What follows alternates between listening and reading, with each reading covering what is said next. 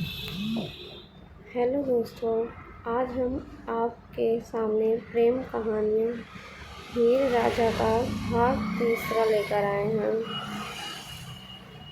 साहिबा की बात सुनकर राजा को बहुत गुस्सा आया और उसने जवाब दिया, सही कहा गया है कि औरत दगाबाज होती है। तुम औरतों ने समस्या खड़ी की और मुझे मेरे भाइयों से अलग करवा दिया।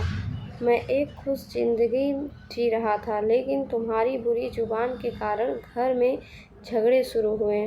तुम औरतें मर्दों को उकसाती हो ताकि एक दूसरे से लड़ पड़ें। साहिबा ने उतनी ही तल्खी से उलट कर कहा, तुम बहुत ज़्यादा दूध और चावल खा रहे हो, इसलिए इतना घमंड दिखा रहे हो।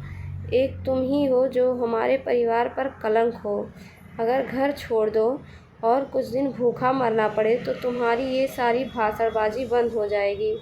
तुम आलसी हो और किसी काम के नहीं हो। तुम गांव की लड़कियों पर बुरी नज़र रखते हो।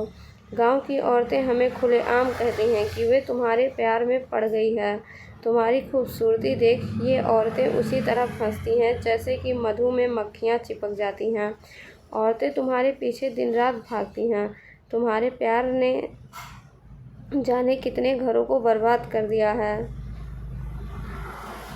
भौजाई की जली कटी सुनने के बाद रांझा और भी गुस्से में आया और जवाब दिया, सारी दुनिया जानती है कि तुम इस गांव की सबसे झगड़ालू औरत हो और तुम इतनी खूबसूरत हो कि तुम्हारे पति को इस बात का कभी डर नहीं होगा कि कोई दूसरा आदमी तुमको भगा ले जाएगा।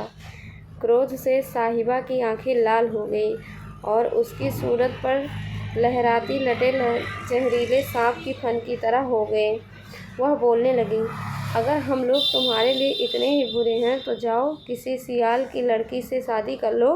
जाओ उनके घरों के आसपास जाकर अपनी बांसुरी बजाओ और उनकी औरतों को फांस लो। अगर तुमको हमारी खूबसूरती पसंद नहीं तो जाओ हीर से शादी कर लो।